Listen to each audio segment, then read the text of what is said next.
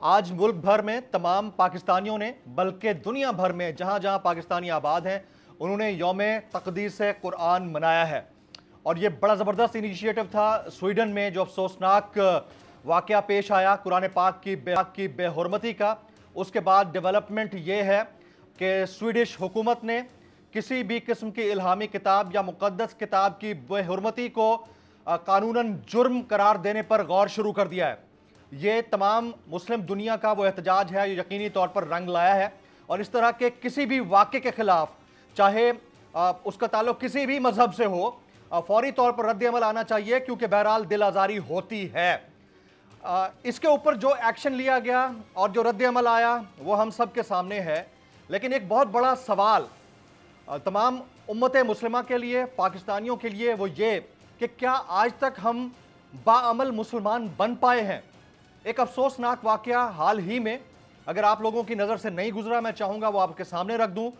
गुलिस्तान जौहर कराची के अंदर पेश आया और एक राह चलती हुई लड़की को, खातून को, फीमेल को जिनसी तौर पर हरासा करने की सूरत में ये वाक़या हमारे सामने पेश आया। ये आप फुटेज देख सकते हैं। हमने पीजी लेवल की ये फुटेज आपके सामने रख रहे हैं। 3 दिन पहले का वाक़या है।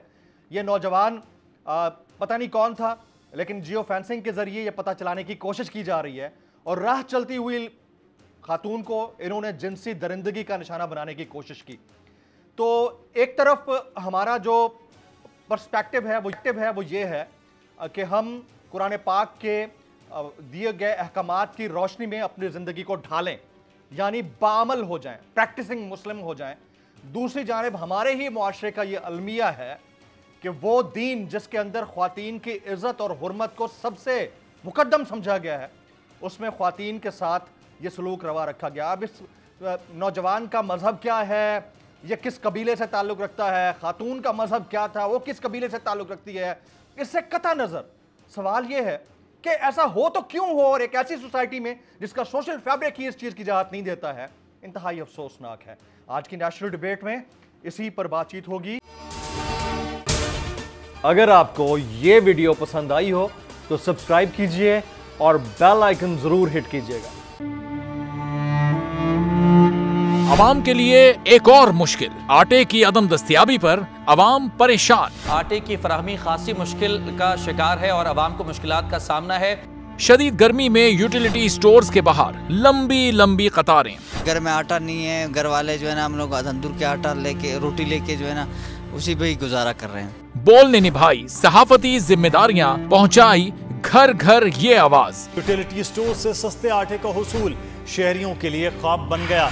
बोल न्यूज हकायक सामने ले आया है। आओ मिलकर आवाज उठाएं, पाकिस्तान को बदलें बोल के साथ। बोल बना अवाम की आवाज। अवामी शिकायत पर बोल ने किया मुताल्लिका इदारों से मुतालबा। सुबह 6 बजे से आकर ये लोग आटे का इंतजार करते हैं। 7 बजे आई हूँ और नहीं मिल रहा है आटा, पैसे नहीं होते थे उधारे लेकर आती हूँ। वो कहते हैं जी 7 खजूर लाजमी लें। हमारे पास आटे के पैसे नहीं होते तो खजूर कहाँ से लें।